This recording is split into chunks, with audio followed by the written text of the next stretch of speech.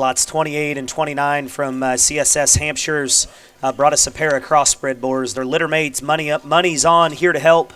I've got some keynotes. So we purchased Mother as a bred from Mox in November. Mother was shown in Georgia, where she was a division champion at the Georgia National. The best litter of crosses we had ever had born at our house. And I will start by saying I talked to Rex earlier in the week, and he said, hey, he says, you need to pop in and look at these ones out of the mock deal.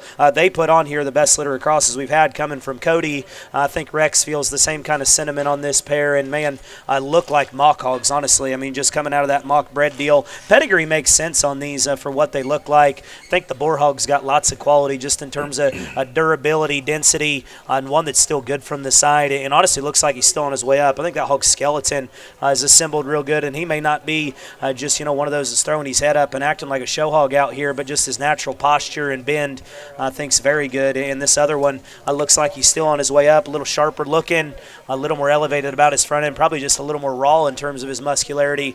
You'll be able to get that one fat and chunky, and I think he'll reward you at the end of the day.